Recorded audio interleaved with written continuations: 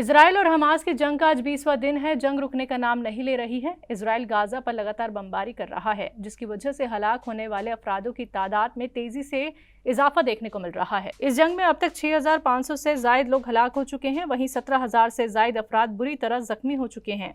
Israel की जानिब से जारी कार्रवाई हर जमीन के साथ साथ अब पानी में भी देखने को मिल रही है।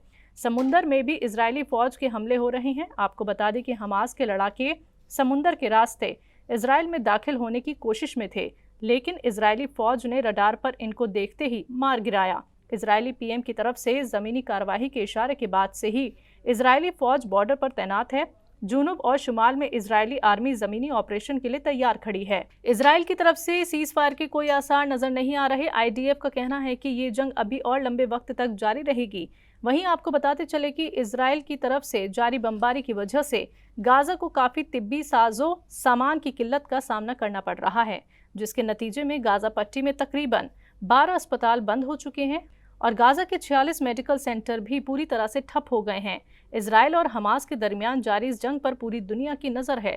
इस जंग को लेकर हर अफराद और तंजीम का मुख्तलिफ मौक़िफ़ है, जहां अक़वाम मुत्तहिदा समेत पूरे आलम से जंग बंदी की अपील की जा रही है। वहीं ऐसे में कुछ ममालिक ऐसे भी हैं जो इस जंग बंदी की मुखालफत कर रहे हैं। अरब वज़राए ख़ारजा, UN जनरल सेक्रेटरी समेत कई ममालिक ने इस जंग को रोकने का मुतालबा किया है, लेकिन अमेरिका, बरतानिया और फ्रांस ने जंग बंदी की मुखालफत की। इजराइल पर बार बार मिसाइलों और रॉकेटों से बमबारी करने वाली तंजीम हमास से तुर्की की हमदर्दी सामने आई है।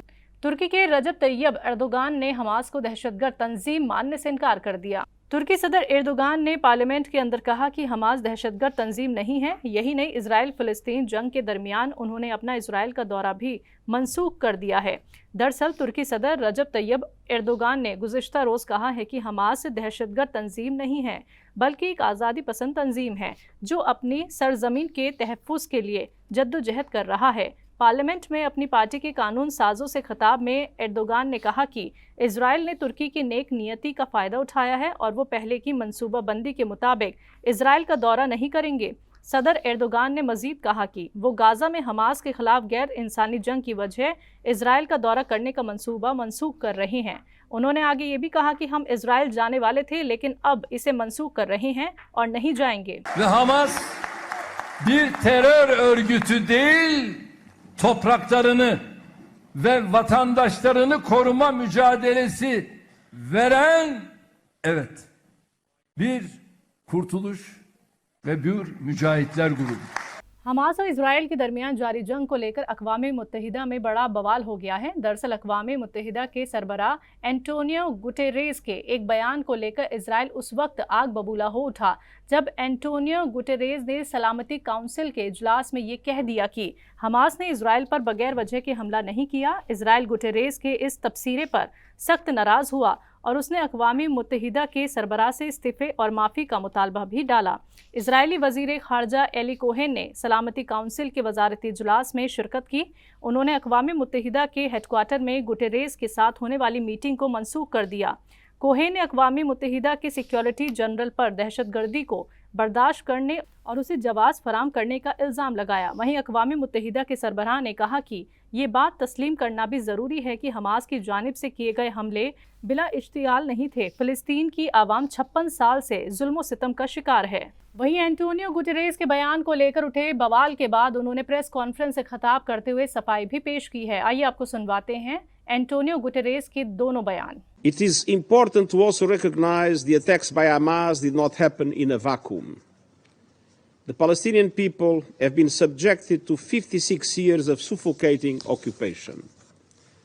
They have seen their land steadily devoured by settlements and plagued by violence, their economy stifled, their people displaced, and their homes demolished. I am shocked by the misrepresentations by some of my statement yesterday in the Security Council, as if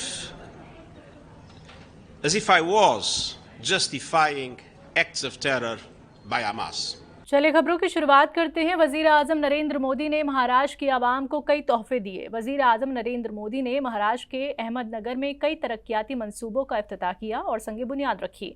इस दौरान अवामी इजलास से खिताब करते हुए उन्होंने कहा कि महाराष्ट्र को 5 दहाइयों से जिस नीलवंडे डैम का इंतजार था, आज वो काम पूरा हुआ है। यहाँ साईं बाबा के आशीर्वाद से 7,500 करोड़ रुपए के विकास कार्यों का भी शिलान्यास और लोकार्पण हुआ है। महाराष्ट्र को 5 दशक से जिस नीलवंडे डैम का इंतजार था, वो काम भी पूरा हुआ है। और मेरा सौभाग्य है कि मुझे अभी वहां जल पूजन का सौभाग्य मिला। दिल्ली के रामलीला मैदान में मुस्लिम महापंचायत के इनेकाद को लेकर सुप्रीम कोर्ट के सीनियर वकील महमूद प्राचा और बरेली के मौलाना तौकीर रजा ने मिलकर प्रेस क्लब ऑफ इंडिया में एक मुश्तरका प्रेस कॉन्फ्रेंस की थी। आपको बता दें कि मुस्लिम महापंचायत की इजाजत मिल चुकी थी, लेकिन बाद में दिल्ली पुलिस ने इस प्रोग्राम की इजाजत मनसूख कर दी थी, जिसकी वजह से महापंचायत का प्रोग्राम मनसूख करना पड़ा और मामला दिल्ली की अदालत तक पहुंच गया। इसी मामले को लेकर आज सुप्रीम कोर्ट के सीनियर वकील महमूद प्राचा ने एक प्रेस कॉन्फ्रेंस से खिताब किया। जो मुझे अरेस्ट कराया गया था पिछले जुमे को, वो भी अमित शाही इमाम साहब के कहने पर भी और उनका रीज़न दिखा के कराया गया था। तो वहाँ की आवाम को भी सोचना चाहिए कि ये अमित शाही पुलिस और अमित शाही इमाम का कानूनी तरीके से क्या इलाज किया जाना चाहिए। जिस इंसान के साथ उस एरिया में अमित शाही इमाम हो या अमित शाही पुलिस हो, कोई भी गैर कानूनी काम करते हैं, उनके ऊपर दबाव बनाते हैं, तो मेरी गुजारिश ये है कि उनके खिलाफ भारत के संविधान और कानून के तहत कार्रवाई करें। बागपत में एक आवामी इजलास से खिताब करते हुए यूपी के वजीर आला योगी आदित्यनाथ ने बेटियों की हिफाजत, उत्पीड़न और नौजवानों को लेकर क्या कुछ कहा, सुनवाते हैं। सुरक्षा हमारी प्राथमिकता है। किसी बेटी की सुरक्षा के साथ किसी उचक्के को खिलवाड़ करने की छूट नहीं देंगे। किसी बहन की इज्जत के साथ खिलवाड़ करने की छूट नहीं देंगे और जो भी खिलवाड़ करेगा उसकी कीमत चुकाएगा। किसी किसान की संपत्ति पर कोई जबरन कब्जा नहीं कर पाएगा, किसी व्यापारी का कोई जबरन उत्पीड़न नहीं कर पाएगा। जो करेगा उसकी कीमत ब्याज सहित उसको चुकानी पड़ेगी। किसी नौजवान के जीवन के साथ खिलवाड़ करने की छूट भी किसी को नहीं होगी। जो करेगा तो जीवन भर पछताएगा भी। टीएमसी प्रमुख ममता बनर्जी ने कोलकाता में मीडिया से मुखातिब होते हुए कहा कि बीजेपी इतिहास बदलने का काम कर रही है और क्या कुछ उन्होंने कहा, सुनवाते हैं आपको। और हमारा राज्य से 14 साल से 4 साल 5 साल में 4 लाख से ज्यादा करोड़ कमा के ले गया। Tax, income tax, GST tax and other tax दिया कितना? हमारा टैक्स हमको वापस नहीं देगा। This is our money. Now only one tax is there, the GST tax. हम लोगों ने सोचा था कि 1 टैक्स करने से देश के लिए फायदा होगा, सबको लिए फायदा होगा। अभी देखते हैं हमारा रुपया नहीं देता है और हमारा रुपया को कहता है सब एक आदमी ने कहा किया है। ईडी ने जहां राजस्थान के वजीर आला अशोक गहलोत के बेटे वैभव गहलोत को पेश होने का समन जारी किया है, तो वहीं दूसरी तरफ कांग्रेस प्रमुख गोविंद सिंह डोटासरा के जयपुर में वाक़ रिहाइशगाह पर छापेमारी की है। इसी को लेकर सीएम अशोक गहलोत ने कहा कि मुझे टारगेट किया जा रहा है और हम कामयाब होकर दिखाएंगे, आवाम हमारे साथ है। टारगेट मोदी तो कर रहे हैं, क्योंकि मोदी जी हो अमित शाह जी हो, सरकार गिरा नहीं पाए राजस्थान के अंदर। वो दर्द इतना भयंकर इनको है। 5 सरकारें हैं, महाराष्ट्र, मध्य प्रदेश, कर्नाटक, गोवा, मणिपुर, कहाँ क्या नहीं किया इन्होंने? हॉर्स राइडिंग करके सरकार बना ली वहां पर। यहाँ दाल गली नहीं उनकी, इसलिए जानबूझ के राजस्थान आज उनका सबसे बड़ा टारगेट है राजस्थान के अंदर। हम उनका मुकाबला कर रहे हैं, कामयाब होकर दिखाएंगे, इनको कामयाब होकर दिखाएंगे। जनता हमारे साथ में है। ईडी का दुरुपयोग करो, सीबीआई का करो, कोई फर्क नहीं पड़ने वाला है।